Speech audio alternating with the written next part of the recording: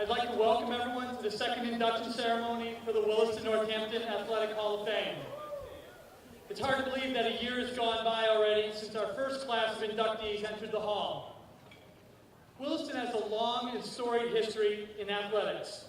To take the list of over 140 individuals and 90 teams and choose a total of 8 for induction is not an easy task, as each and every one was deserving in their own right, and each had a core of very ardent supporters.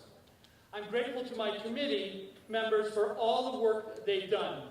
Yet I think that we'll all agree that those who we selected today have done Williston proud, and I, for one, can't wait to hear them speak. This year, we added a new category to the Hall of Fame, the Veterans Committee Selection. This category was created to identify and honor athletes from the school's past who attended Williston prior to 1940. I'd like to thank Mike Athis for heading up this committee.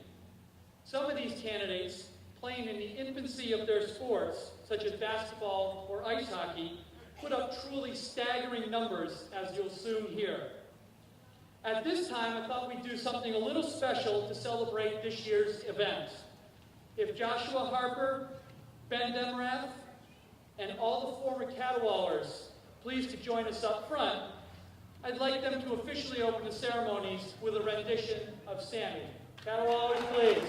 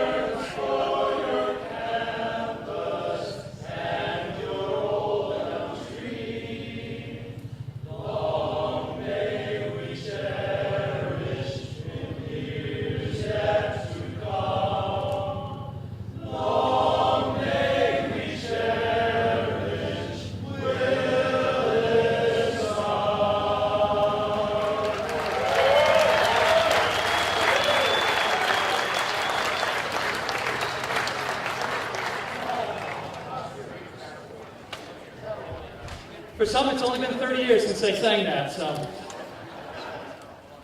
All right. I'd like now to turn the mic over to our MC for tonight. Kirk Minahan came to Williston as a postgraduate for a postgraduate year, graduating in 1994. As a matter of fact, this is his 20th reunion year. As I said last year, Kirk played on Harris Thompson's varsity basketball team and Doug Niezwicki's stellar third soccer team. And I'm personally grateful that Kirk is taking time out to help us again today. Kirk is currently a member of the WEEI Sports Talk team, writing a sports column for the station and appearing on WEEI Radio, as well as the Dennis and Callahan Show on Nesson in the mornings. Please welcome Kirk Minahan.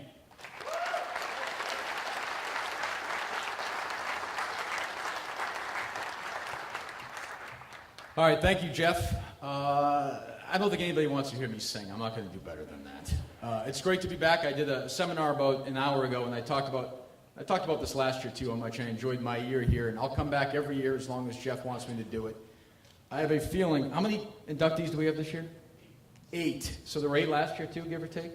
So I would say by 3,057, I should probably get into the Hall of Fame, given my record here in basketball and third soccer. But that's okay. It's great to be here. Today is not about me. Today is definitely about the Hall of Fame inductees. They all deserve it. Did a great job last year. This year will be great as well. So let's get started right now. I'd like to invite Rick Teller, class of 1970, and the school's archivist to the podium to speak on behalf of Joseph Lynch, class of 1910. Joseph is the first individual selected for induction under the new veterans category. So here's Rick Teller.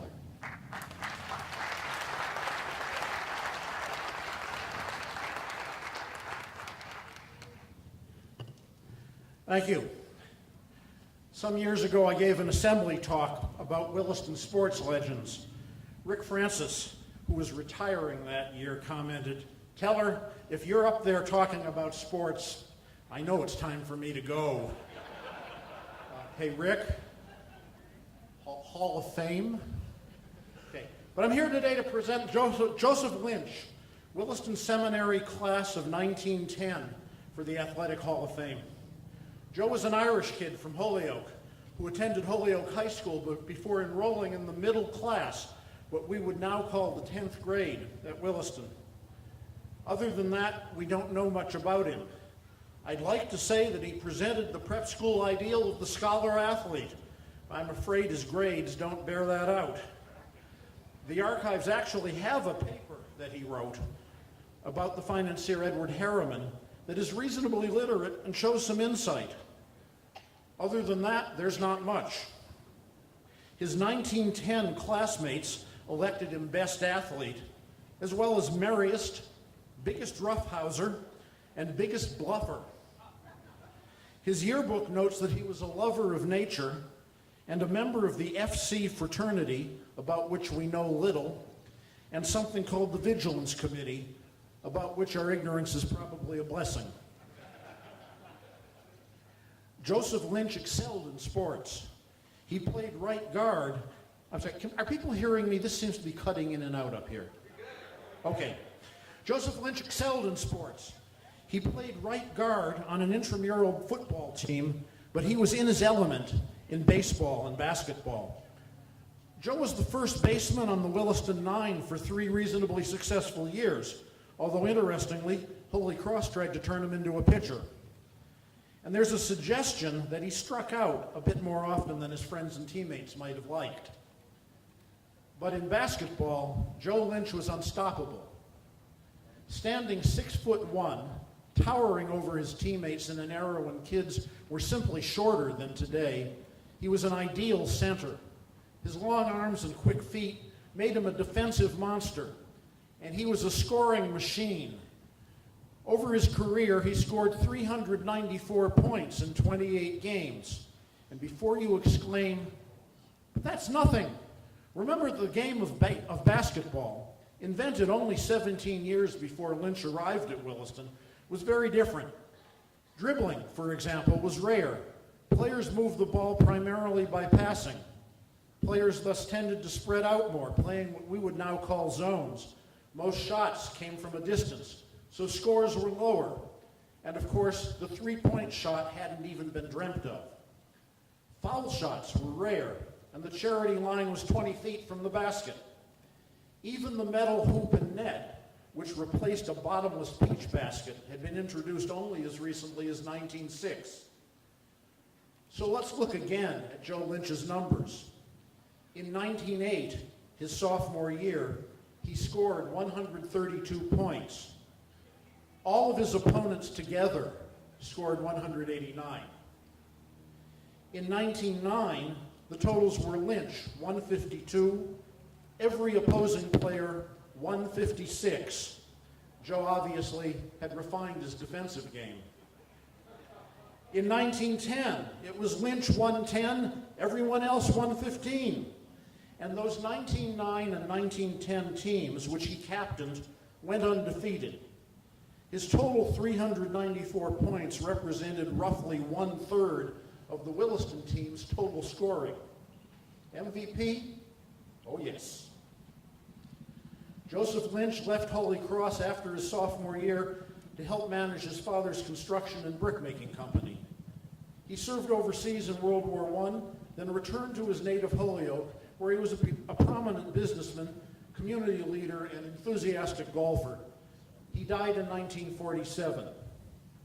Since we were unable to identify any surviving descendants, I invite head of school Robert Hill to accept this citation, inducting Joseph Edward Lynch, class of 1910, into the Williston Northampton Athletic Hall of Fame.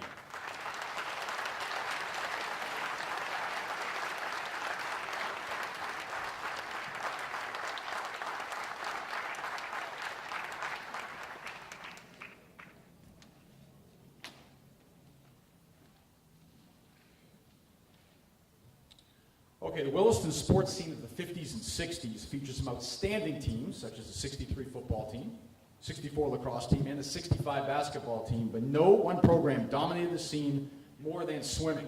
From its inception in 1951 until 1974, boys swimming won 16 New England championships and produced over 90 All-Americans. However, only one team ever went undefeated throughout the season, and that's the 1972-73 boys swimming team. I'd like to invite the coach of that team, 2013 Hall of Fame inductee Duff Tyler, to the stage to speak about this outstanding group of swimmers.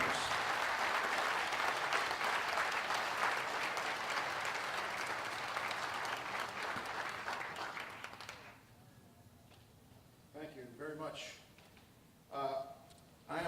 Was the coach in 1973. I'd been Bab's assistant coach for the previous 4 years. I'm extremely honored to be able to be here today to introduce the team that I finally got to inherit. Before I begin with the individual inductions or introductions, I'd like to tell you just a little bit about the team. You just heard part of the story, why they were picked for this, and that they went 12-0. But that's not the real story. The real story is who they beat. They beat Andover, they beat Exeter, they beat Hotchkiss, they beat Mount Herman, and they killed super rival Deerfield. As a matter of fact, we broke a national record in the 200-yard freestyle that was 10 years old, that was set when I was a senior by the Deerfield swimmers in the 200 free, and we had 4 swimmers on this team in 1973. Out of the top 15 swimmers in the 50 free in the country, 4 of them were on our team. So obviously they'd break that record. We also had, and now this is what's important, we had victories over the Dartmouth freshmen, the Harvard freshmen, the Williams freshmen, the plebes from West Point, the cadets from the Coast Guard, and then finally the #1 nemesis of the swimming teams at Williston for the 22 previous years was Yale University. Three times, Williston would have had an undefeated season in front of us, except they lost by 1 point to Yale. And I thought that this year it was going to be the exact same thing. You need 48 points to win a dual meet. We had, going into the last event, we had 47, they had 41. The last event, 7 points to the winner, nothing to anybody else. And I said to myself, oh boy, here it comes again. If they win the relay, they win the meet 48-47, and we're not undefeated. But the guys knew what they had to do, and they came through. Our A relay got first, our B relay got second, Yale got third and fourth. We won the meet, easily.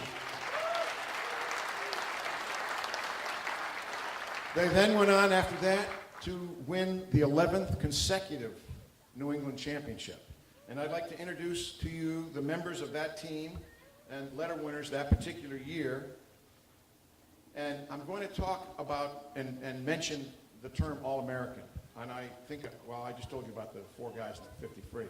To be an All-American, you have to be one of the top 10 individuals in your event in the country. To be, and then they say, wow, that's not very many people. Let's let 5 more people in and we'll call them honorable mention All-Americans. So 15 people get recognized in swimming in each event.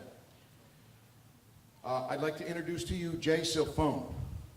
He was a one-event All-American on the medley relay. He swam the breaststroke on that particular relay at the Eastern Interscholastics.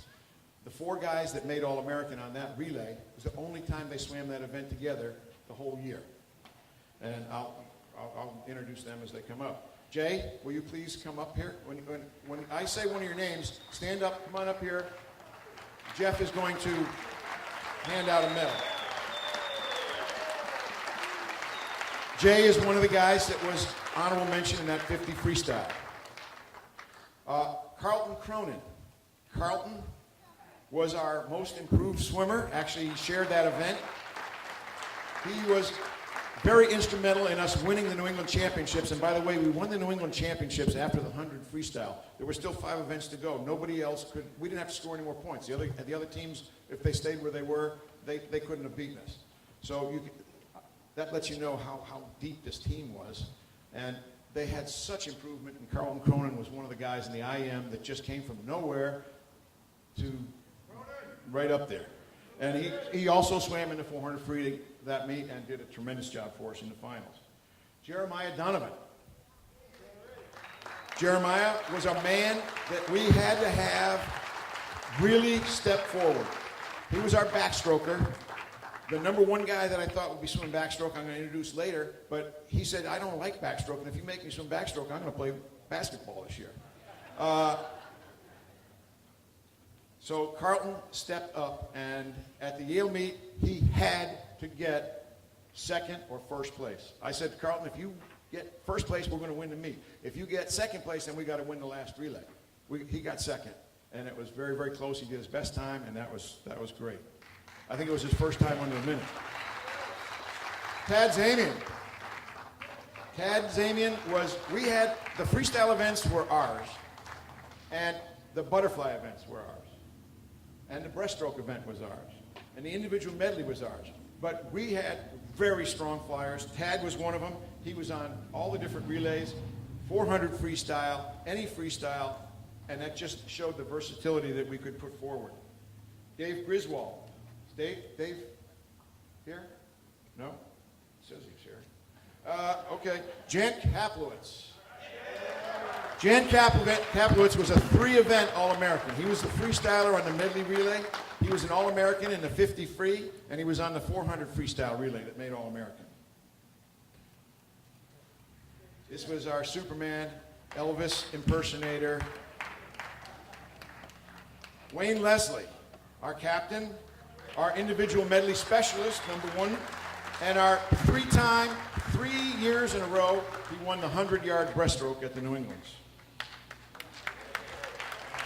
Tommy McDonnell, 2-event All-American, 2 relays. He's the guy that wanted to play basketball. Honorable mention in the 50 freestyle, and he was the anchor man on the 400 freestyle relay that got second in the country. Only Pinecrest down in Florida was able to beat us. Mark McQuaid, of the infamous McQuaid family. I actually coached 4 different McQuaids in my coaching career. Scotty was an unbelievably improved freestyler that year. Swam the 200 free and 100 free at New England's, did his best times. Tells me I made a mistake and didn't put him on the last relay. Then he would have been an All-American. But that's what happened. Scotty Nicholson. All right, Gimpy. 1-event All-American. 400 free relay. He didn't swim with that cast in those days. And he was our 4th guy in the 50 freestyle. He was honorable mention. 3 of the guys, they had the same time, 22.4. Chris Stack.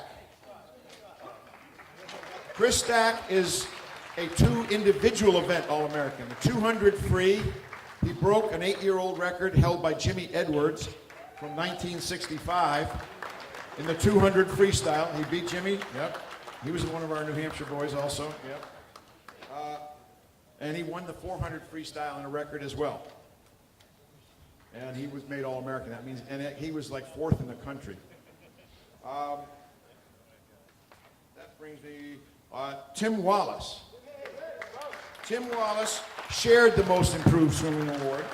He was an All-American in the 100 butterfly. Now, you've got to realize that in the 10th grade, he got 11th place in New England. And in the 11th grade, he got 7th place in the country in the 100 butterfly. He improved that much, from just barely making the consolation finals to being 7th in the country. Larry Whalen.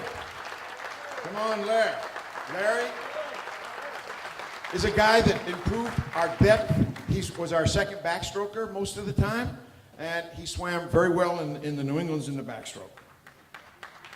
Now, I'd like to just show you the 4 guys in the 50 free. You Jan, Scotty, Tommy, Mac. All right, these 4 guys set the national record. Jay, you're out there. Jay. Yeah. All right. can't hear with all that hair. These guys set a national record that Deerfield had held for 10 years, and it was a high point of the season, second to the last meet. One of the other teams let us hold this instead of the normal event that was going to be scheduled for that day, and they came through for us. They broke the record by 0.8 of a second. All right.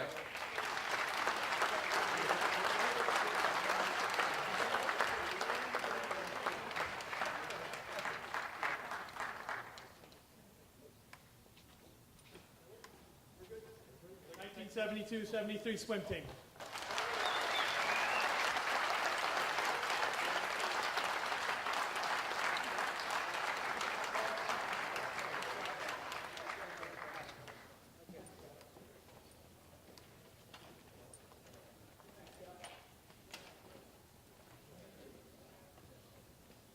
Congratulations to them. And now at this time I'd like to welcome Mr. Mark Conroy, Director of Athletics, and Stanley Gedney, class of 1948, to the stage as we honor Charles Hanson, also class of 1948.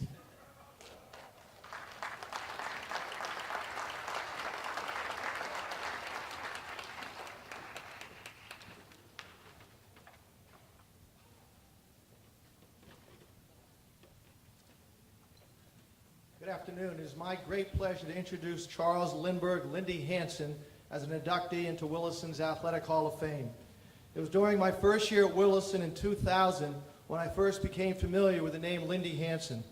A ceremony that included past classmates, teammates, and family members took place in his honor on the other side of the bridge when a plaque was erected in his memory next to Sawyer Field. I remember thinking at that time that this must not only be a special athlete, but a special person for folks to return to Williston to honor him 52 years after his graduation. While Lindy was undoubtedly one of the finest athletes in our school's history, I would soon learn that he was also one of our most beloved. Lindy graduated from Abington High School in eastern Massachusetts in 1945, where he was an all-scholastic athlete in football, basketball, and baseball. Following his graduation, he served his country in the U.S. Navy during World War II before arriving at Williston Academy in the fall of 1946. During his 2 years at Williston, it would be an understatement to say that Lindy had a huge impact on the Williston community and athletic program. As a football player, his extraordinary play as a triple threat became the stuff of legends, as he won the Mills kicking contest during both of his years, won the gold football as the team's most valuable player, and led Williston Academy to its first undefeated season in years. In the winter, he captained one of the finest basketball teams in our school's history, leading the team to a 15-1 record. In the spring, he was a standout shortstop on the baseball team. As an athlete, Lindy was widely regarded by his teammates and opponents for his remarkable physical talents and mental toughness. It was not surprising that Lindy capped his outstanding career at Williston by winning the coveted Denman Trophy given to the top senior athlete. After graduation, Lindy went on to a remarkable football career at Boston University, where he starred alongside the legendary Harry Aganis. At that time, BU played a national schedule and was considered one of the top teams in the country. Lindy earned numerous honors during his career, including the title of Most Popular Athlete at BU, All-East, All-New England, and Team Captain. He was inducted into the Boston University Athletic Hall of Fame in 1978. While all of these athletic accomplishments are truly noteworthy, what has always stood out to me is how beloved Lindy was among his teammates and classmates. I think this is best summed up by the words on the plaque that was dedicated to his memory on that fall day in 2000. Lindy accepted his peers as individuals and treated them as equals. Whether on the field or in the classroom, he was true to the Williston sense of ethics and fair play. Lindy was our friend and enriched the lives of everyone he touched. We loved him and admired him. We'll never forget Lindy and our time at Williston with him. It is with great honor that I present Lindy Hanson, class of 1948, as an inductee into Williston's Athletic Hall of Fame. Accepting in his honor is one of Lindy's beloved friends and former teammates, Stan Gedney. Thank you.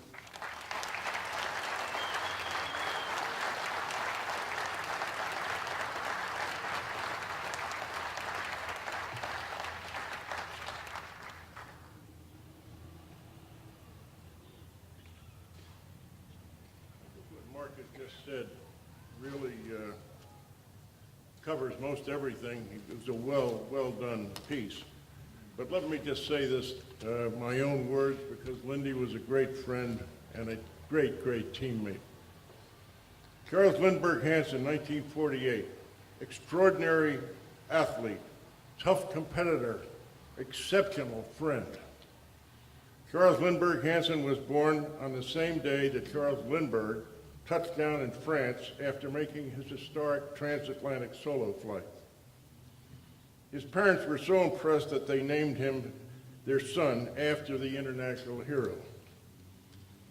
Although Lindy Hansen did not achieve the notoriety of his namesake, he did achieve athletic prominence at Abington, Massachusetts High School, Williston Academy, and later Boston University. At Abington, Lindy was one of the few players to gain unanimous all-scholastic honors, as well as honors in baseball and basketball. After serving his country in World War II, Lindy Hansen brought his remarkable physical and mental toughness to Williston Academy for 2 years. Lindy may have been the finest triple threat back Williston will ever see, and I think that's probably a very fair statement. A great competitor and inspiration to his classmates. Captain of the first undefeated football team in 52 years. Captain of a fine basketball team with a 15-1 record and a shortstop in baseball. In 1948, he was a Denman Bowl winner, as Mark said. While at Boston University, Lindy was an outstanding halfback on offense and equally impressive as a defensive back. Lindy captained the team in 1952, earning All East and All New England honors. Lindy was so much more than an extraordinary athlete.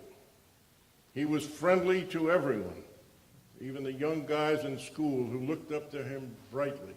He always, if he knew their names, would talk to them in their names and was wonderful to them.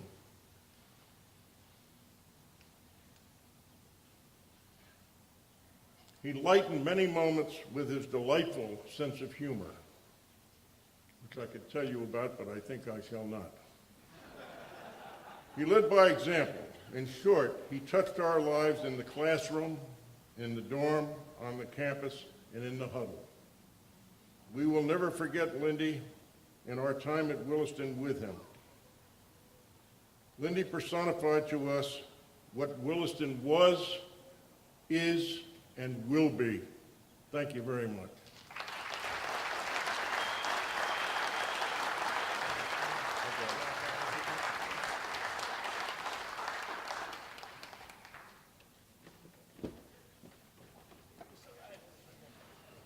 Duff Tower's going to come up real quick here to present one more. I made a terrible mistake. I was, I guess, a little nervous going over my sheet. It was all kind of messed up. Bill told me I had to do it alphabetically, and I messed up. So I want the whole swim team to come up, but I want to first recognize Jerry Martin. I was telling you about my butterfly crew. Jerry Martin is the man. When you talk about butterfly and versatility and relay swimmers, he's one of them. So if all the rest of the guys will come up, I want to have a team picture with him in it as well.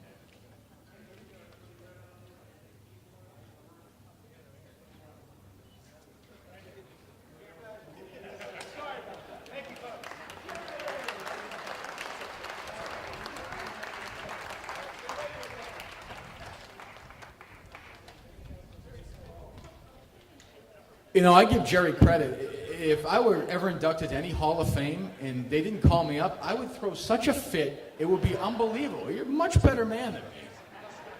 All right, right now I'd like to invite Mr. Paul Doherty, class of 1964, Mr. Frank Dorsey to join us on the stage, please.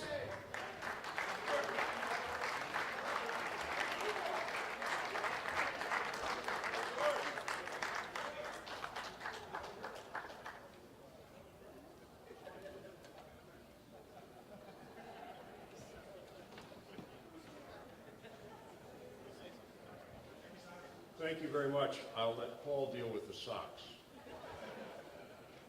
There are several thousand halls of fame in the country, the most unusual of which is the, would you believe, Cockroach Hall of Fame in Plano, Texas.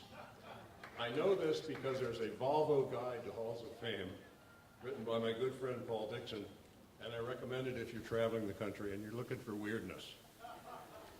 Any Hall of Fame induction is an occasion for taking a look at a little bit of history, a little bit of nostalgia, and a little bit of memory.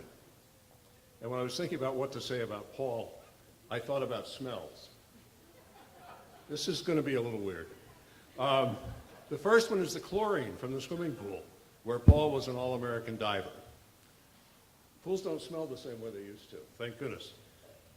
I also thought of the reek of epoxy in our Ford Hall room where I was repairing broken wooden lacrosse sticks. The other smell of lacrosse sticks is Backrack Raisin Sporting Goods in Baltimore, where you could smell gut, wood, leather, neatswood oil, really pungent stuff. But the most intoxicating smell of all that I remember from the lacrosse era was the A.B. Dick duplicating machine in the faculty room. Do you remember that alcohol-y smell? It was almost worth drinking, but not quite.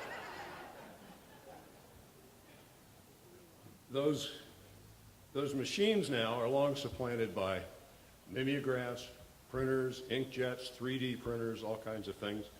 But I still remember that machine because in addition to printing quizzes, in my first year as a coach, I printed out an exercise sheet for the lacrosse team. And it had recommended exercises, recommended running, and some suggested things that they could do to improve their skills, particularly working on their offhand. So it was very important to be somewhat ambidextrous, and my hope in issuing that sheet was that we would become ambidextrous supermen.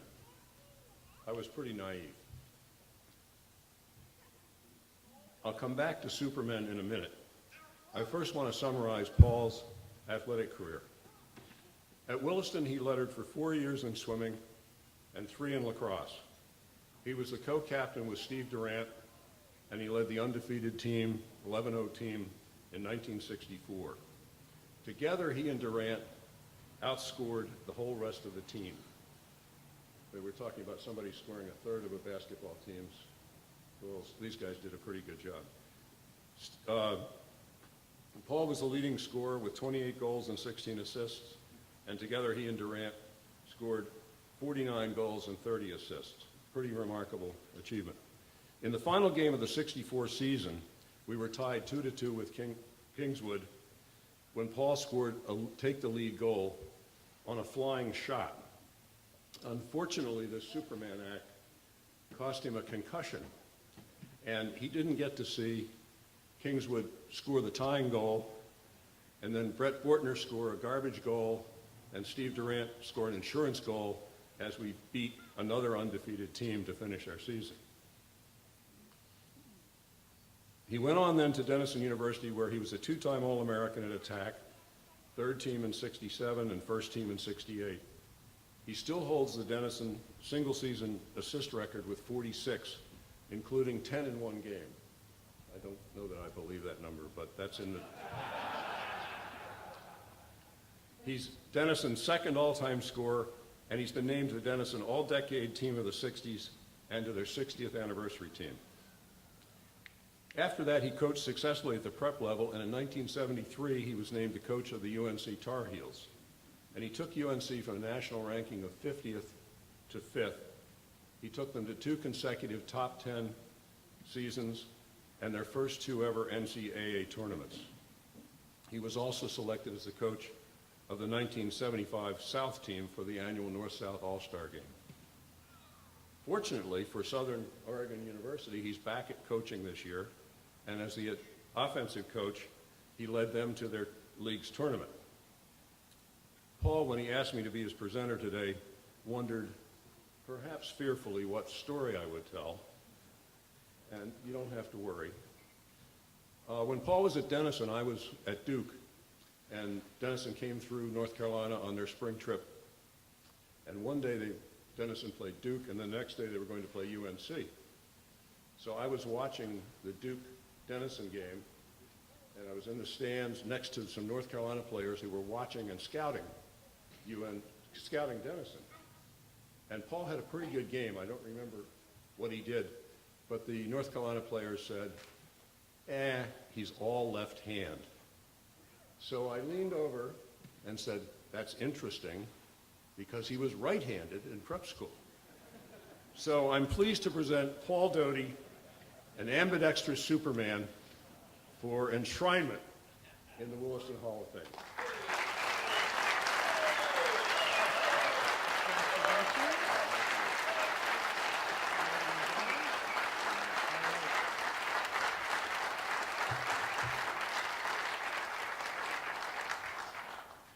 Those are the guys over there. Thank you very much, Frank. A lot of you probably know Frank, certainly in the Williston community, but I don't know that you realize what a terrific lacrosse coach and lacrosse knowledge person he is. He talked about being ambidextrous. That was so innovative back in the 60s. It's not so innovative now. Most all the kids play both hands, but back then it was a tremendous advantage for us. And we used to get out on the squash courts and work on our off hands, and it really made us a better team. The other thing that really stands out to me about Frank is he had a tremendous love of the game of lacrosse, and he instilled that in us. Pup Dog Gould talked about it a bit last night, and it was kind of the cool game to play.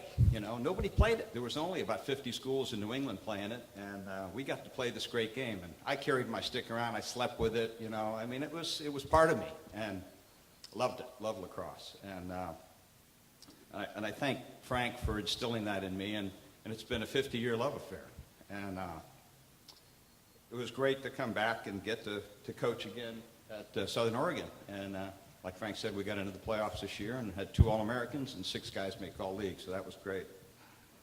And I'm very happy to see that lacrosse is so strong here. I think that both Charlie Benoit and Stevie Durant should have got into this hall before me. They're both terrific athletes and great lacrosse players, and I'm sure they will at some point. And then Carly Simpson, last year's senior, went off to Trinity, and Trinity played Salisbury in the Division III finals. They lost 9-6, but freshman Carly Simon at Williston graduate had 2 goals in that game. That's great to see. And then, of course, I had Babs as a coach after Frank, and he was terrific. He was way ahead of his time, Babs. We had pulley weights on the wall down off the gym, and we were doing pulley weights in the 60s, and Duff will remember, and all the swimmers, before anybody was. The Doc Councilman in Indiana had just started the Olympic team in Indiana, a famous Indiana swim team in the 60s, doing weights, and here we were doing weights. I mean, it was terrific. And Jack Heflin, my fellow divers here, and Hef and I had the, Babs coaching us in diving, and it was terrific. He had a bamboo pole that he would hold out, and it didn't work to keep us from hitting the board, but it was like an extension of him, and it was like, we're not going to hit the ball. You know, Babs is going to keep us off the board with this pole. And isn't that right, Hef? And he gave us real confidence, and I love diving. I just hit the board bad my freshman year at Denison, so I had to kind of give it up. So, and then at Denison, I was very, very fortunate to come across Tommy Thompson, and some of you may know him. Passed away a few years ago. And Tommy was a terrific gentleman and a coach. And for me, I was very fortunate to continue playing there. And my big brother at the fraternity and a Williston graduate, Sandy Campbell, sitting right down there. We were betas at Denison, and Sandy was a terrific inspiration to me there. And by the time Tommy came my sophomore year, I started to really improve. And I worked hard in the off season, playing wall ball, and lacrosse became my game. And excuse me, and I got a little better at it. I'd like to say that improvement has really been important to me. When I was here at Williston, I was voted the fifth best athlete in 1964. We had Steve Durant, voted number one, phenomenal athlete. Danny Kane, you all know, phenomenal athlete. Rob Montgomery and Dick Buckley. Not to mention Barry Wimple, Lee Charbonneau, and Lee Adams, who were all All-American swimmers. I came in fifth, so improvement to me was really important. And I think that's a lesson I want to pass out to whoever has athletic youngsters. You don't have to think that they're going to be what they are when they're a sophomore or a junior or a senior in high school. You can get better when you get to college, and it's important to do that. I've got a story about Rob Montgomery. We all love Rob, and we really miss him. And it's a little bit off color, but I don't think the head can put me into any sort of detention at this stage, so I'm going to go ahead with the story. Monty was a hockey player, and in the locker rooms down there, he used to run around goosing people with his hockey stick. And he goosed me, and I got a splinter down there. And I had to go to the infirmary where Chuck Vernon's mom was the nurse. You guys remember Nurse Vernon, right? And she had to remove that splinter. I grew up real quick here at Williston after that. Sorry, Coach. I'd like to have my teammates from here stand up, and a lot of them are here. I'm going to name them. I hope I don't miss them. We got Zach Gould out there. Stand up, Zach. Got Puppy Dog Gould. Got Brett Bortner. Got Carter Hunt. Got some swimmers there. Barrett Benton, Jack Heflin. And then over here we have Sandy Campbell, who's class of 61, great midfielder. And my brother Newell, who played lacrosse here and also coached the 64 lacrosse team with Frank.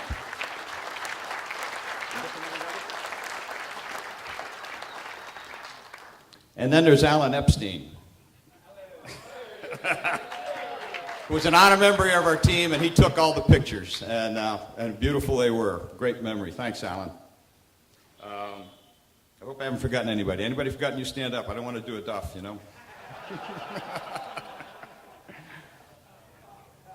I was really fortunate to continue my career in coaching, and I know Duff can relate to this. Tabor Academy is a great rival, sometimes for Williston. Jim Wickenen was headmaster there. He was a spinoff from the Boyd and Deerfield guys, the headmasters, and he was a terrific supporter of athletics, and he really liked me and was, I got to be head soccer and lacrosse coach, and we won some New England championships there. And I had some terrific athletes who then went on to North Carolina. And when they got down there, the North Carolina coach was quitting. They said, hey, coach, come on down. So I was lucky. I got down there, got my master's at Carolina, and had a really good run coaching the team down there. And I want to say something about that. The joy of coaching and putting teams together is something that is like teaching in the classroom. It's like being, running the band or putting on a play performance. And I think all of those are really important in education. It's not just sports. I really support all the extracurricular activities. I think they're really important. And because it makes you perform under pressure, and it makes you be able to stand up and do something with people looking at you. And that's really important in life. The group that we had at Tabor went up to Andover and beat them for the first time. The group that I had at Carolina went up to Virginia and beat them for the first time. And the group that I had at Little Gould Academy, which a lot of you don't know, I coached at Gould for a year or two. We went to Bridgeton Academy, the PG school, and we beat them. And that was one of the best victories I've ever had.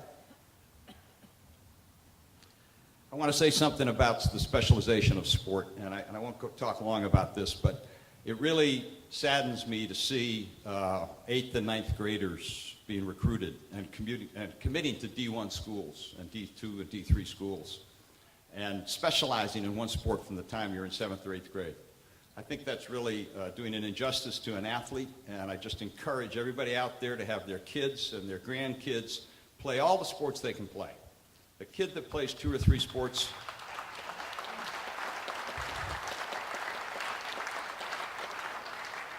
and we do that here, and it's terrific. As a college recruiter, I would always take the athlete who played 2 or 3 sports. He has a better skill set, and he's going to improve more when he gets to college and specializes. My one regret in sport, and we all have one, is that I worried too much. And we won a lot, and I worried about it. And I didn't enjoy a lot of my victories as much as I could have. And that's one thing I'm working on, and I'm doing it more at Southern Oregon now. So I'm a lot lighter on the field, and it's a lot more fun.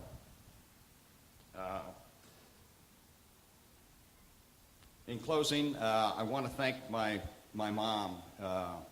She was really my inspiration in sport. She, as a lot of you guys will remember, was here for all the lacrosse and swim meets, and she sat up on that little railing that's still there in the old pool. You may remember, some of you, that coming back from Dartmouth swim meet senior year, we got in an auto accident, a pretty bad one. My dad was hurt bad, and Mom was bleeding all out of her face. But a week later, she was at the Trinities, all black and blue, cheering us on, you know. That was the way Mom was, and I just want to thank her. We recently lost a wonderful woman in Maya Angelou, and I'd just like to say that she's been an inspiration for me in a lot of ways. And one of the things that she says is, in your journey in life is to find out who you are, and that's your goal, to find out who you are in life, and then to be true to that. And I'd also like to say, in life, love a lot, have a lot of fun, and continue to be true to yourself. This is a true honor for me. Thank you very much.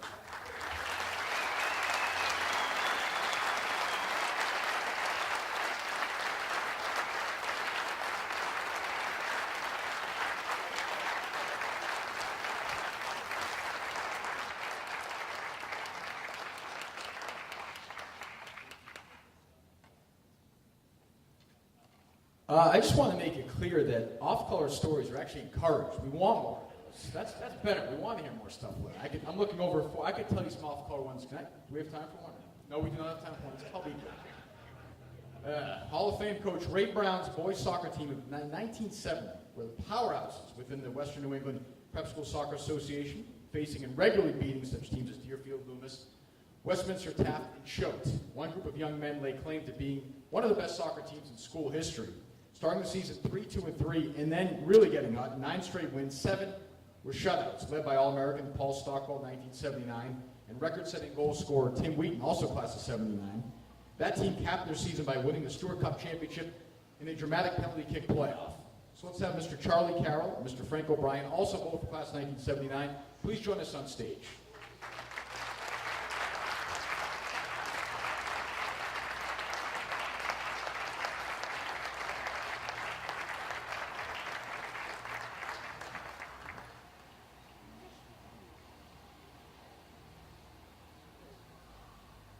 Thanks very much. I think to get started, before we make a few comments, I'm just going to invite up those of us on the 78 boys soccer team who were here. First, foremost, and last, Ray Brown, head coach. Ray, are you here?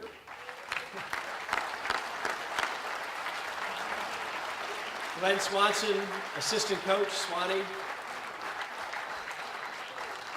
Our high-scoring wingman, Tom Brophy.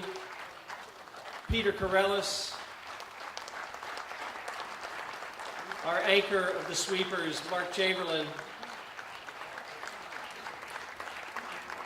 our freshman, who no longer sports Buddy Holly-like wonder glasses that he did when he was in 9th grade and played on this team. Jeff, you love him, you can't live without him, Pilgrim.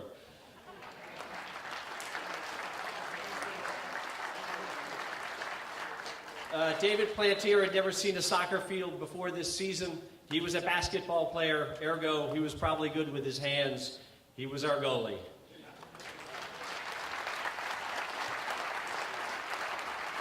John Rocket with a soccer player's name from Central Casting and a game to match. Oh, thanks very much. And Clark Smith and Tim Wheaton. Come on up, guys.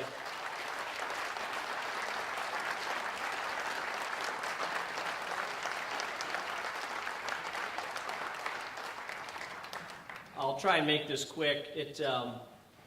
It was a really beautiful, beautiful day. I remember that. A beautiful sunshiny day. And Ray Brown called practice early and herded us along with Glenn Swanson onto the rickety bleachers next to our soccer field.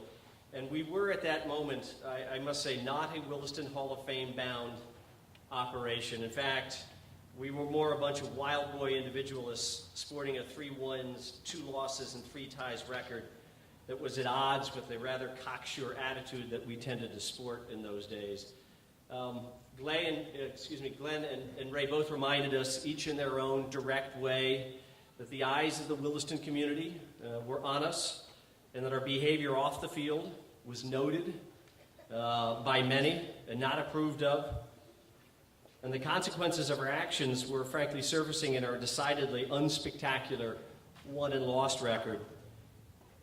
I think in this quiet dressing down of our team, it occurs to me that Ray and Swanee had a great deal of faith in our ability to sort of cross through the threshold from boyish self-centeredness to a team of young men committing to a common cause.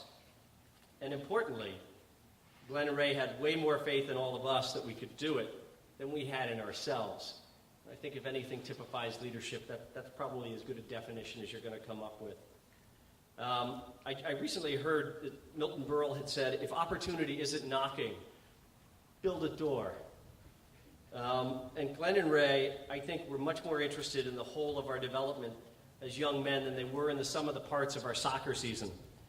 It turns out, based on what followed after that talking to, that Glenn and Ray built quite a door, and the invitation to go through it led to great things. As we just recounted, our team reeled off 9 straight wins. We scored 45 goals to our opponent's 13. We won the Stewart Cup, which is the New England Prep School Championship, and this included a 4-0 drubbing of the much vilified Deerfield Academy.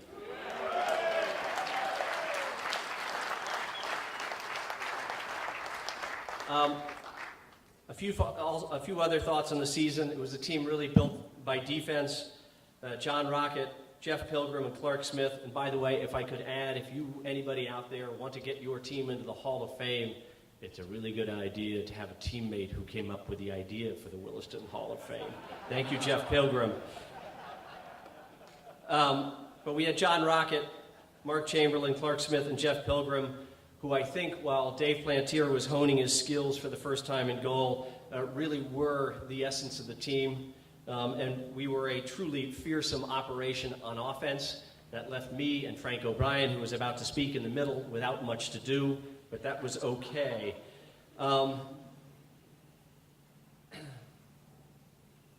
While it's true that I think Glenn Swanson and Ray Brown were the reasons that we evolved and developed the way we did and coalesced into a team, it would be improper if I did not mention that were it not for our 2-time All-American striker Paul Stockwell, whose ferocity, supernatural skills, and quiet leadership, we would not be a Hall of Fame bound team, and the Hall of Fame would not be part of our story.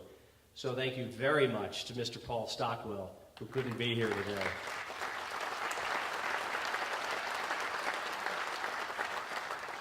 And it's with great pleasure that I'm going to turn it over to my longstanding friend, colleague, and teammate, Frank O'Brien. Thank you. I'm going to clear up a couple of bookkeeping things first of all. Ray Brown has a 2 halfback system, so the halfbacks do a lot of running. And Charlie and I weren't in the best shape, so I don't know why they picked us for halfbacks. Secondly, I'd like to Minahan here for the 2nd year in a row. Thanks for wearing a tie and classing the place up. I appreciate it. I want to, before I go on, just make a quick mention of the Carpenter family. They were 3 O'Briens that came through here in the 70s, and we got coached 17 seasons by Coach Carpenter, and I'll tell you what, we considered him like family. and it was amazing that he continued coaching after the three of us. He deserves to be in the Hall of Fame for that alone. When I remember this team, I remember three things. I remember the team, Ray Brown, the coach, and Paul Stockwell, the player. Paul Stockwell, when I first met him when he was a sophomore, he looked like, if I had a little sister, he was literally 130 pounds, and when I met him in the preseason, he said, how's the team's going to be? And I said, well, we're supposed to have some stud from Foxborough. I said, where are you from? He says, Foxborough. I said, whoa. About 15 minutes later, we're in a scrimmage. He receives a pass. I'm defending him. He puts it on his foot. Puts it over his head, does a 180 around me, and I realized at that point we had a player. And the reason I tell this story is he was marked every game. And I remember seeing the players from the other team look at the coach and point at Paul Stockwell and say, are you sure this is the right guy? And Ray Brown, I've never had a coach like him. I've never been around a coach like him. His quiet sarcasm, his voice, which literally makes yellow labs turn their heads when he yells on the sideline. I was Frank O'Brien. All of a sudden it was, Francis, do you think you could run a little harder on that play? Charlie? And I tell you what, it got attention from everybody who knew him. After practice one time, he said, Frank, I want you to stay and run some 40s with Paul Stockwell. I'm going to time him. So I said, okay. So we ran about 3 or 4 40s. Quite frankly, I beat Paul 4 times in a row by a little. Then I looked at the times, and he had Paul beating me.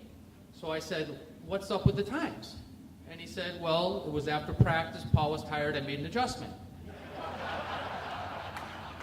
I said, it was after practice for me also. He says, Frank, Paul tries significantly harder than you, and quite frankly, no one's asking for your 40 time. True on both counts. But the third is the team. And this team, I'll tell you what, if it's I guess a comparison would be the New England Patriots.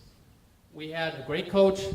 We had a star player, Tom Brady, Paul Stockwell. We had sprinkled in with good talent, and I don't mean to mean Tim Wheaton. He was an assassin who was scoring, and Rocket and the whole crew. But we played as a team, and we were gritty, and the things I'll remember were that we played as a team. We enjoyed each other's company and the camaraderie. The Stewart Cup was simply the cherry on the top of the cake. Thank you all, and this is an honor for all of us.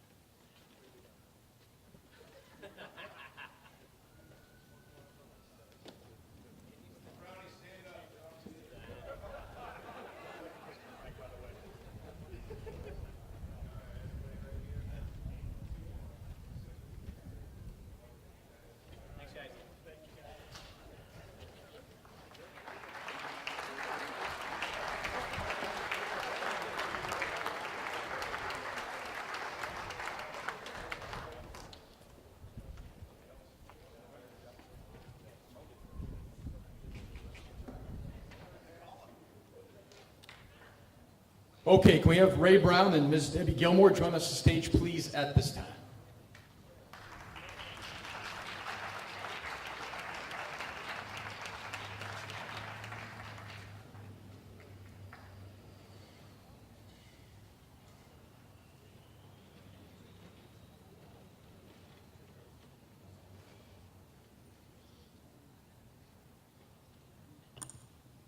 It's a pleasure to welcome the Healy family back on campus. It was a standard for those 5 seasons that Debbie played for us to see the Healys here, and it's great to see you back again. It's really a pleasure for me to be up here and present a top scholar athlete for induction into the Williston Hall of Fame. Debbie Healy, if you don't mind me just calling you Debbie. Debbie Healy set a very high standard in terms of her performance on the tennis and basketball courts and in the classroom. I was speaking with her tennis coach, John Kahane, recently, and to quote him, He was so proud of her 6 letters in his sport. Beyond her success in terms of victories, her demeanor on the court and her rapport with her teammates was extraordinary, end of quote. John was also quick to point out that Debbie lost only 2 regular season matches in her entire career at Williston, both to the same opponent, one in the 7th grade and one in the 8th grade. And she went on from there to win all her regular season single matches for the next 4 years and topped off her prep school tennis career winning the New England Championship. Debbie went on to play 4 years of tennis at Dartmouth and ended her career there as the team captain in all Ivy League in both singles and doubles. Of course, I was a little more familiar with Debbie's contributions on the basketball court. She earned 5 varsity letters, and during her junior year became the first girl in Williston history to attain the 1,000-point mark and ended her prep career with 1,687 points. In her last 3 seasons, she was in double figures in all but 2 games. Not bad. You have to consider that these numbers were even more accentuated because most of her opponents played, or opposing teams played a box of 1 on us, and she still scored in double figures in all but 2 games. Not only that, she led, leading in scoring, she also was our leader in assists and steals. Debbie is still the all-time leader in school history with a 75% foul shooting average, averaging 80% the last 2 seasons. There were 2 highlights I might mention here. One, we went up to play Mount Herman on a Wednesday afternoon, and Debbie scored 38 points in a stunning 57-51 upset win over Herman. And the second one was, which has already been mentioned in her bio, she scored the first 9 points, including the first 3-pointer, when the girls beat Pomfret in the first game ever played in the new athletic center.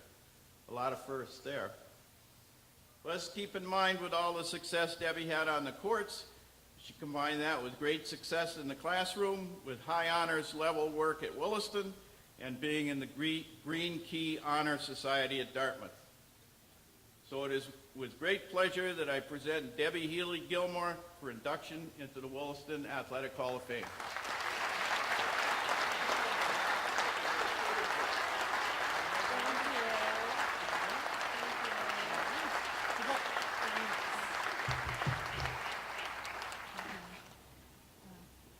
Thank you, Mr. Brown, for the nice introduction. It's a lot of fun to be back here at Williston on such a beautiful day. And I'll keep this brief so that we can continue to enjoy the day and move on to the cocktail hour. High school was a long time ago now for me, and it's a lot of fun to think back on my time here, both in and out of the classroom. And I think with age, it gives you a greater perspective in terms of things that meant a lot to you and opportunities that I've had. And I definitely have a gigantic appreciation for the opportunities that I had both in and outside of the classroom here at Williston. When I think about my time here, I think 95% of my time outside of the classroom was spent having fun on the basketball court or the tennis court with my friends and my teammates. And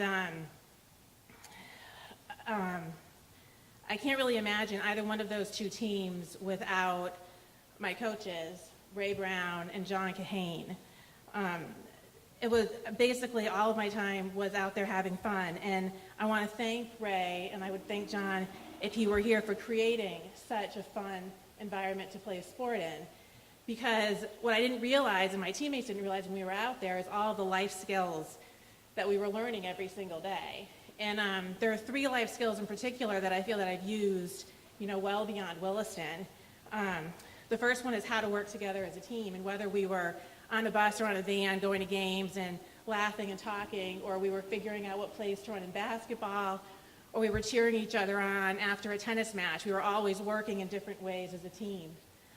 The second life skill is how to problem solve. Being athletes, we all know that you're always going to go through a slump. Something's going to be wrong. You're going to double fault a lot, or you're your shot's going to be off, and so you kind of take a step back and you reevaluate it and try to figure out what you're doing wrong, and then work at it and make it better. And that happened over and over again. And then the third life skill is how to never give up. And I know when I think about basketball, I can remember a handful of games when it would go into overtime, or we had been down and we came back, and we had a lot of exciting wins, and it's always fun to win. And and I remember in tennis, you know, there isn't a clock that's going to go off, so you never know when you can turn a match around and try to bring it back and try to win it. And so those three, you know, life skills, I didn't even realize every day I was working on it. You know, in sports, they're supposed to be fun. And so at the end of the day, if you can create an environment where you're having a lot of fun, you don't realize you're even learning anything. And so, you know, I feel like with sports, especially with my experience here at Williston, when you're together and you're on a team, you can get a lot more out of it. It's a lot of fun to shoot a great jump shot and get it in all the time, but it's great to be able to apply a lot of the things you've been doing on the court over and over again through college, through your career, and through things like that. So if a coach can make an environment fun like that, you just get so much more out of it than purely winning a game or a match. So in closing, I would just like to thank you, Ray, and I'd like to thank John, too, for everything that I learned on the court here at Williston. And I only hope that as my two little boys get a little bit older, Jack and Andrew, and start playing more and more sports, that they're given the same opportunities that Williston gave me here. So thank you.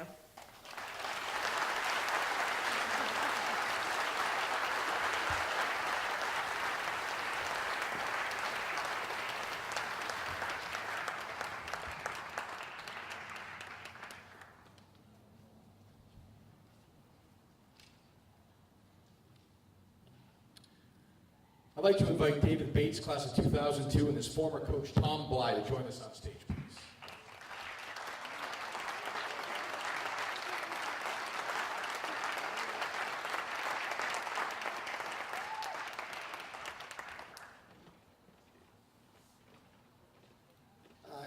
My name is Tom Bly.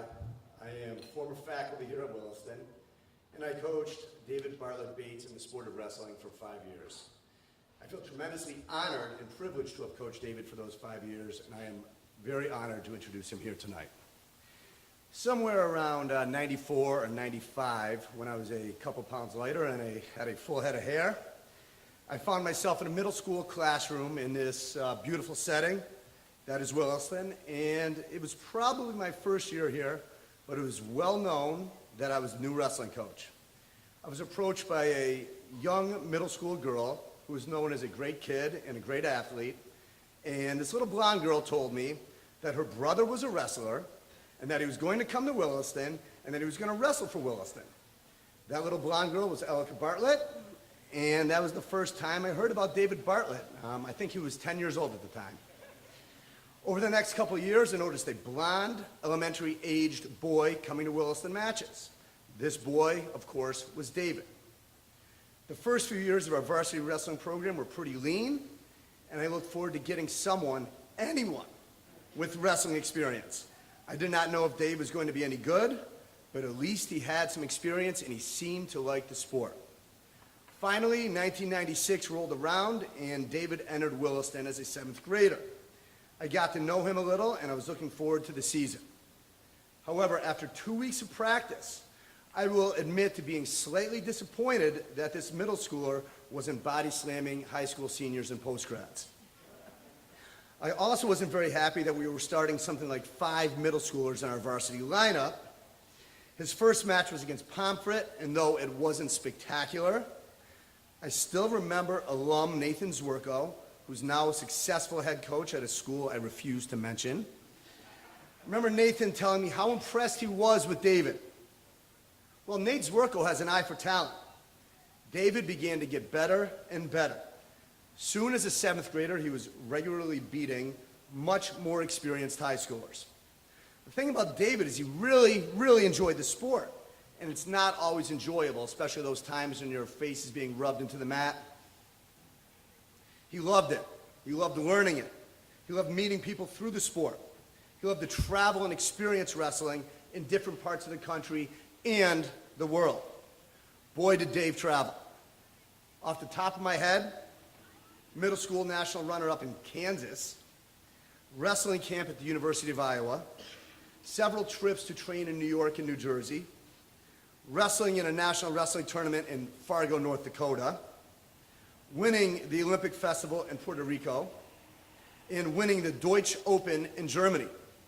He was always learning, he was meeting new people, he was enjoying the sport, and he was becoming better and better. This paid off in an unbelievable high school career. All-state 4 times, 2-time state champion, twice winner of the most outstanding wrestler in the state, 4-time All-New England, a 3-time Prep All-American, a Williston record 144 wins, and undefeated in his home gym, including during his senior campaign, where he won the New England Championship right down the road and was named most outstanding wrestler of that tournament. Most importantly, with all these great individual achievements, Dave was all about the team. He would wrestle at any weight he was needed. He would wrestle hurt. He would wrestle sick. He would wrestle with food poisoning. No more cold cut sandwiches from gas stations. I've been emailing David trying to remember some of his most memorable matches, and half of his responses were about matches that his teammates wrestled. Mitchell Lopes, Jeff Pollitt, Nick Anino, Zamian Charles, Mark Ferezzi, Tyler Alexak. Dave had a team-first mentality, and he still does to this day. That is why we were able to be a top 3 team in New England during his high school career 3 times, and we won this team championship in 1999. Dave's greatness did not end with graduation. He had an outstanding career at Wesleyan, where he was a 2-time All-New England and twice Scholar All-American, all while graduating early. He became an award-winning student in medical school, earning awards for excellence in quality and patient safety. Believe it or not, he still found time to coach and to train, wrestling in high-level international tournaments while in med school. He is currently a doctor in the Boston area, where I know he is devoting the energy, dedication, and love that he always had for wrestling into being a great doctor, a great husband to Larissa, and a great father to Pilar. It has been a privilege to know this man. I could talk about him all night. I could talk about his great parents. I could talk about his humanitarian work that he has done for organizations like the Heifer Project. I could talk about him winning the Galbraith Prize as Williston's top young man. However, you deserve to listen to him speak. I will say that if Williston ever decides to open a Hall of Fame for outstanding all-around human beings, David should be in the inaugural class. Ladies and gentlemen, I present to you David Bartlett Bates.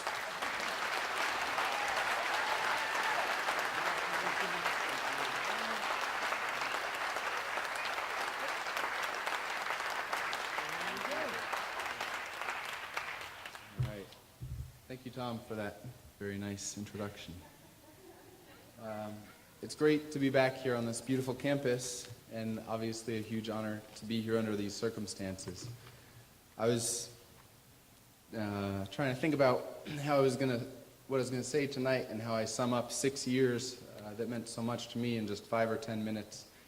And ultimately, I realized that the one theme that sort of ran through all of the things I wanted to say was gratitude. I'm very grateful, first, to have come under the tutelage of Tom Bly. He did see me at those meets when I was in grade school, and I used to come here and watch the wrestling team. I would see all those old guys like Zwerko and Chris Root and Zurcher, Will Lopes and Junsun, and I loved it. The fans were electric.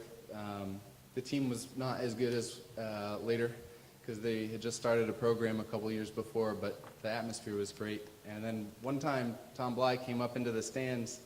He'd been, shouting from the corner, giving guys advice, and he came up and introduced himself. And that made me feel pretty great as a little kid, so I was very happy to come, and I didn't realize that would be the beginning of a great mentorship over the years. Tom did a lot of things that were very concrete for me. He would come in the summertime and coach me in extra workouts or drive us all over the country to Pennsylvania, and even he came out to Fargo for that tournament.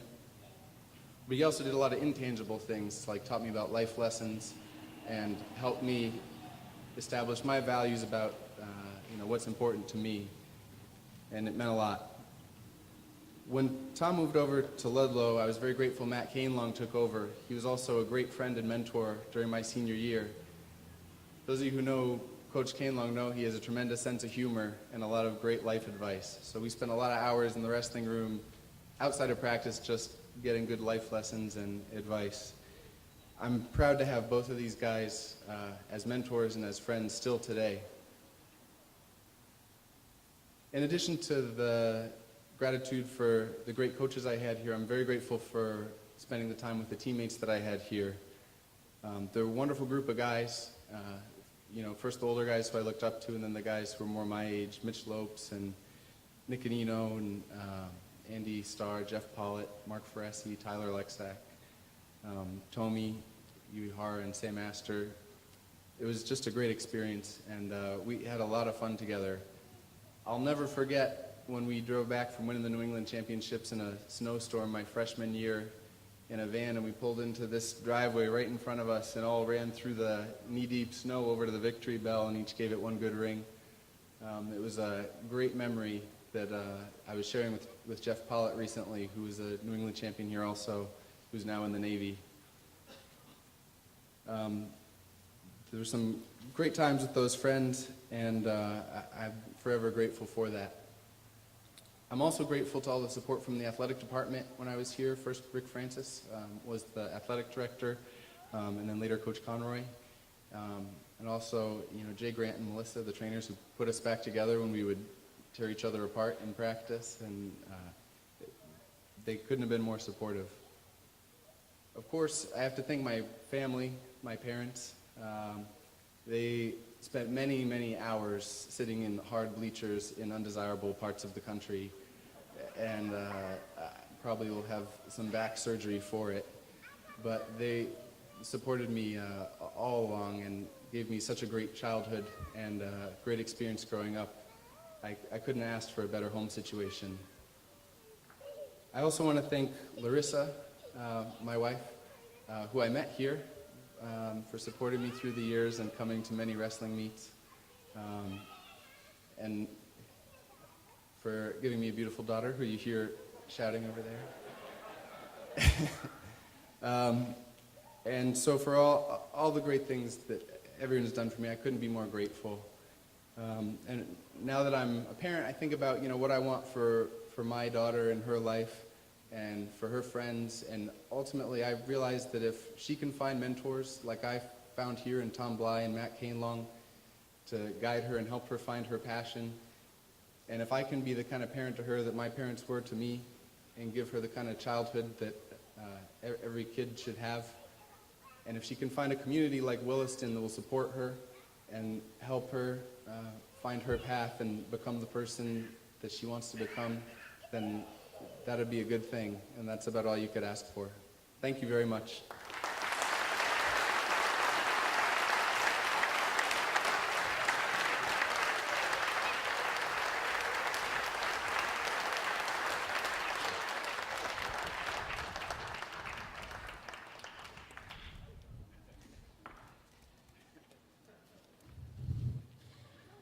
Our last inductee was present here last year for the first induction ceremonies, but sadly passed away this past fall. A beloved icon on the Williston campus who opened his home and heart to countless students, both on and off the athletic field. Dan Carpenter touched the lives of countless people.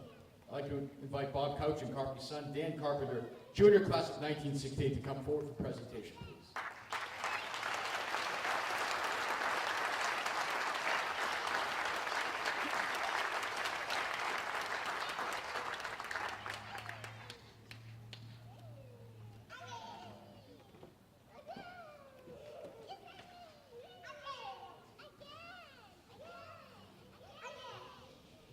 Good afternoon. First, I would like to offer my congratulations to all of the inductees into the Hall of Fame today. And if you'll allow me, I'd like to say hi to Peter down in Bermuda. We wish you were here. As one of Carp's many friends, I feel extremely honored to be here, presenting him to be inducted into the school's Hall of Fame.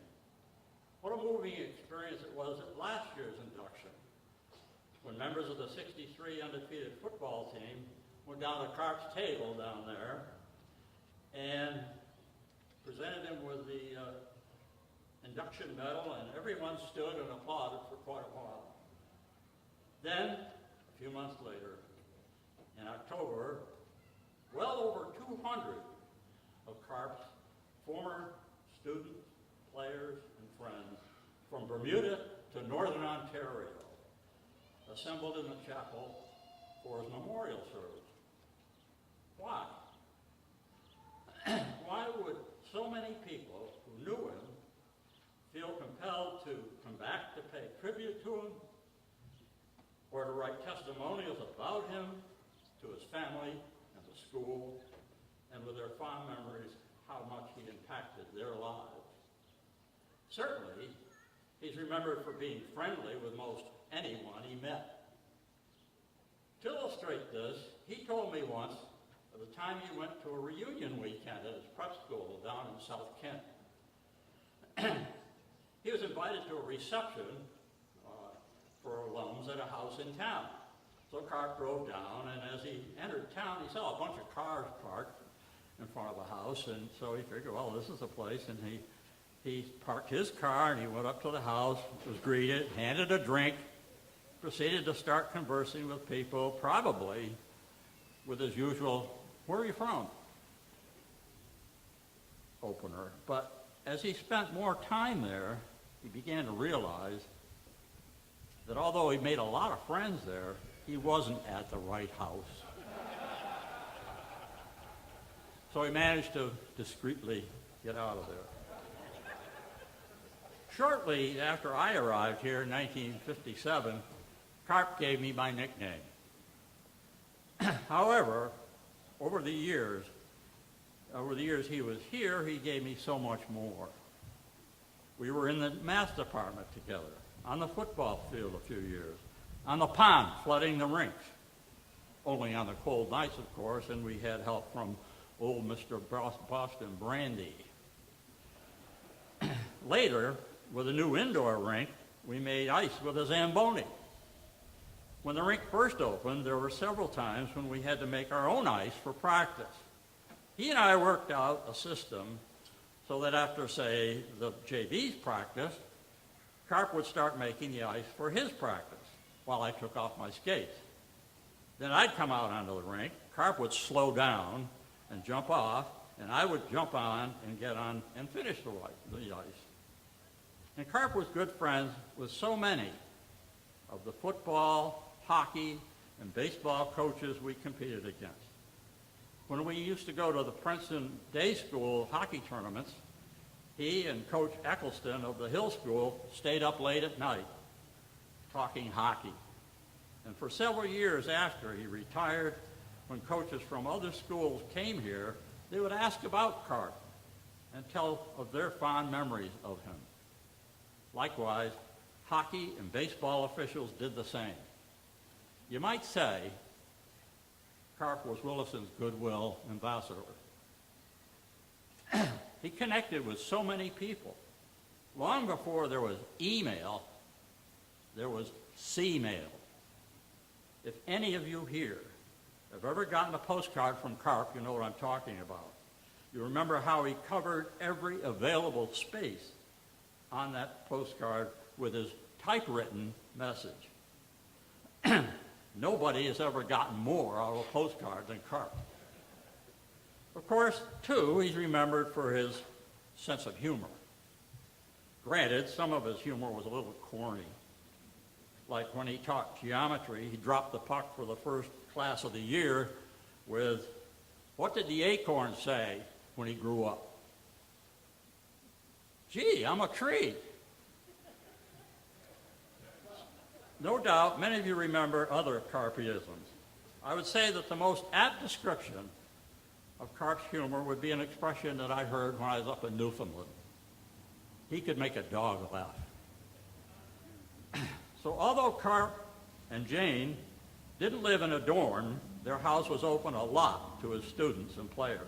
And actually, for 1 year, they did live in Mem, in our first floor apartment in 1967-68, while we were in Norman, Oklahoma, where I was on a sabbatical. That provided an even better opportunity for them to have students in. Jane certainly played a major supporting role during all the years they were here. I'm sure his family couldn't be more proud of their dad and granddad. And Williston couldn't be more proud of Coach Dan Carpenter.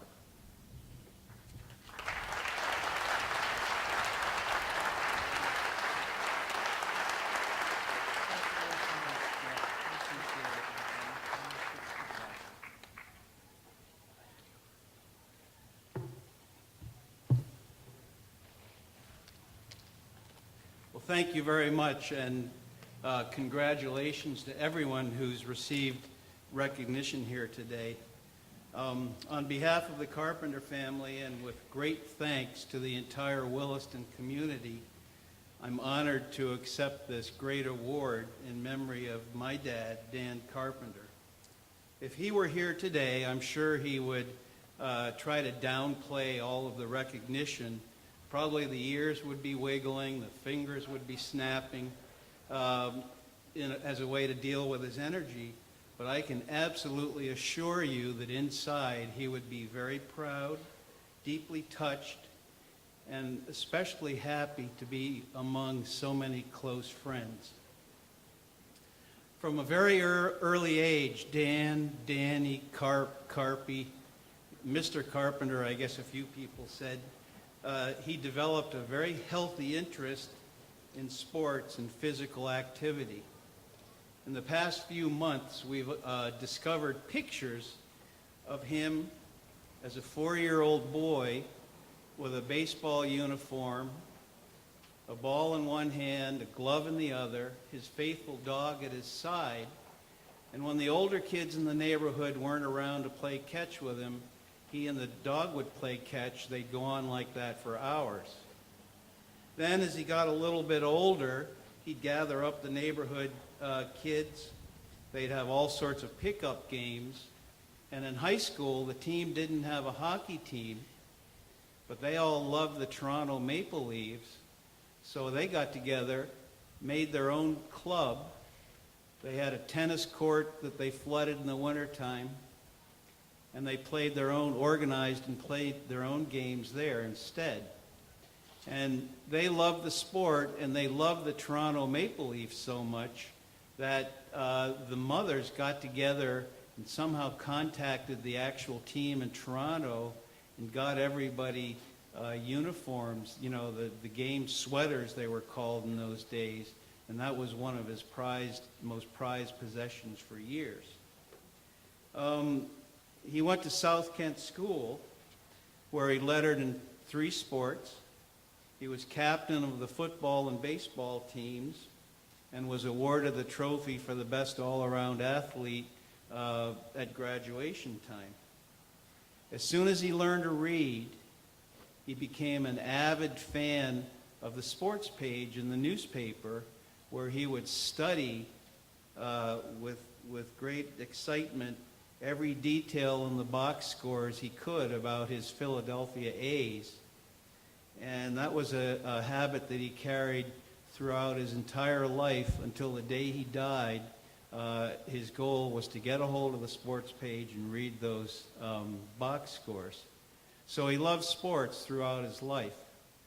I'm really grateful to Jeff Pilgrim and others here for bringing to light some of the figures about and statistics that surrounded my dad's coaching career at Williston, for I wouldn't know where to start. 66 total seasons as a coach, 126 victories in baseball, 106 victories in hockey. That's important. But quite frankly, I don't think he'd consider it all too important. Make no mistake, He was a fierce competitor. He loved to win a game. He was a keen strategist. And he thrived on winning any contest that he coached. He worked tirelessly to help his athletes hone their skills. But for Dan Carpenter, coaching was not about scores, scorebooks, or records. It was about the athletes behind those records and all the little stories that got generated along the way. For sure, he remembered a few teams year by year. For instance, the football team in 1963, the 9-2 hockey team of 1962, and I know there were a few others. But after a while, the names, the years, the exact numbers sort of faded, and in his characteristic way, he would make up his nicknames for everybody and remember them by those nicknames and carry on the stories that way. A couple specific stories. One spring, the baseball team was on a bus on the way to Wilbraham for a game, and in those days, there was just a little stretch of the Mass Pike that you went on. This was before Interstate 91.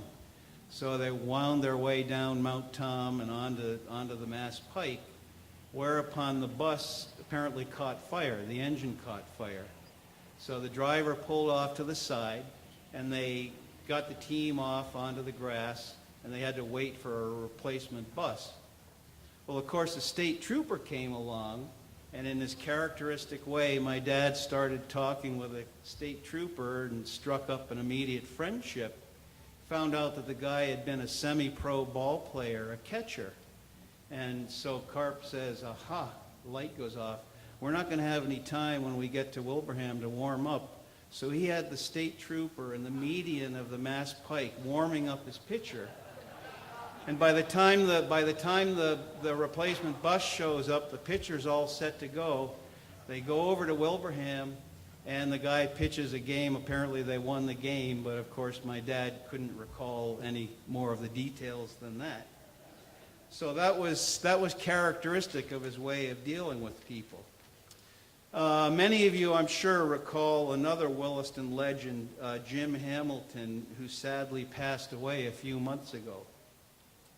But for years and years and years, Jim and my dad maintained a very close friendship. They met here at the reunion a year ago. That was the final time they got together. And after that time, Jim said the following. Saw Carpy this June at the reunion and had a chance to get to him to chat after the throngs parted. He was a great guy, a Mr. Chips of Williston, and a warm friend, always greeting us when we came back to Williston and then bringing up stories I'd forgotten.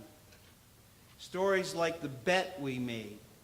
If we could beat Suffield in football, he'd buy one of our Labrador pups. That brought the pup that we had dubbed Arcturus to campus. You see, Williston did win that game, and my dad felt obligated to get a hold of his dog. So anyway, Arcturus came to campus, and then he eventually moved out to our house, where he was a very, very loyal member of our family for several years. Senior year, when I sat through sophomore honors algebra to get my board scores raised to get into Dartmouth, which he told me I should and I could, and then went about setting up an alumni interview, even though many others said, you're probably never going to make it. He encouraged me to go forward with it. He always asked about my parents, always interested in me and my family. I can't think about Williston and all the good things that happened there without including him in my thoughts. During the past several months, many others who had Dan as a coach and mentor have said so many wonderful things about him. And I'd just like to read a few purely representative comments here. Mike Tim said this: my three brothers and I all played baseball for Dan, and a couple of us had him in the classroom too. Chalk on his face, pipe smoldering in his sports jacket pocket, twinkle in his eye, kindness for everyone. I spent time watching NFL games at the house on Sundays, great donuts from Jane. He took me to my first pro hockey game, and he taught me to like the Oakland A's. He also reminded me that you had to swim upriver to reach Dartmouth, but you only needed to glide downriver to get to Yale. Steve August said this, I remember the many photos of former Williston players and teams on the walls in the den in the Carpenter House. How I wished to be among them, for it meant that I would be ever in Carp's Hall of Fame. Yet we all know that Carp carried each one of us with him always. He was so instrumental in our lives at Williston. He forgot no one. He had time for everyone. And with a little time, he might even call you a veteran. And we just heard from Francis O'Brien. This is what his brother TJ said. Carp was a coach and a man that you could never forget. Playing 4 years of hockey and 3 years of baseball for a coach like him was quite the experience for an impressionable teenager. But what I will never forget was his compassion when I was a freshman. Carp had to come to my dorm, wake me, inform me of a death in the family, and then drive me home to West Springfield to be with my family. Only a man like Carp could handle that chore. And finally, David Thorne said, he was kind, upbeat, unselfish, and a fun-loving mentor to many. He always had a smile in his eyes. The last time I saw Carp, he was at a recent reunion. As I was walking away, I turned to him, and we exchanged silent, secret baseball hand signs exactly as we had done so many times on Galbraith Field over 50 years ago. During some 30 years of coaching at Williston, Carp enjoyed the daily friendship of an amazing group of colleagues. I can't name them all, but Ray Brown, Frank Dorsey, Al Shaler, Jay Grant, even Joe Lasone and Charlie Duggan, and of course Bob Couch and Rick Francis, and so many others come to mind. They were constant companions, and many of you are here now, and I want you to know that you really made a difference for them. Also, we can't forget people like Howie Hassler and Harry Blue Dart. They were all part of the equation. And then there was Jane, who was always at his side, forever keeping him grounded, attending innumerable games, entertaining teams at the house, welcoming guests for a civilized cup of tea in the Dodge Room after contests. But it was the student athletes that provided him the greatest inspiration of all. For sure, it was very important that the team could put on a respectable athletic performance, whether fielding ground balls, tackling opponents, shooting hockey pucks. But for Dan Carpenter, there was so much more. He lived and taught the old-time virtues of good sportsmanship and teamwork, and most importantly, keeping everything in perspective.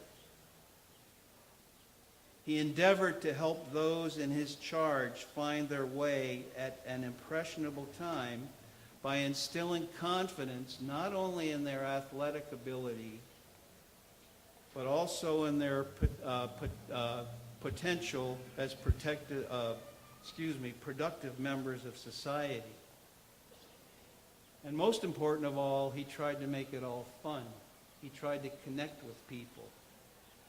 And the warm response that he received and the lifelong friendships that developed were the greatest source of joy and satisfaction that he could experience as a coach and a mentor in his time at this great school. Thank you all very much.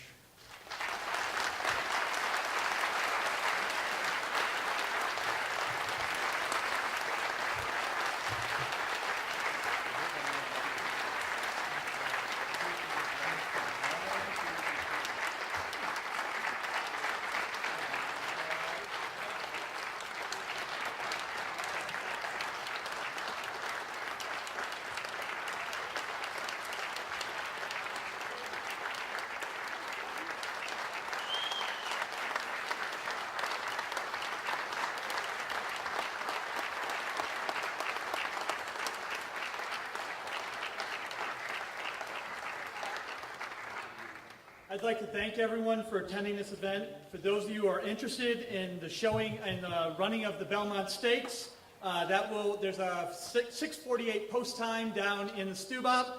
In addition, class photos will begin on the International Terrace directly behind us here. Other than that, let's go have a drink, socialize, and congratulate the honorees. Thanks again.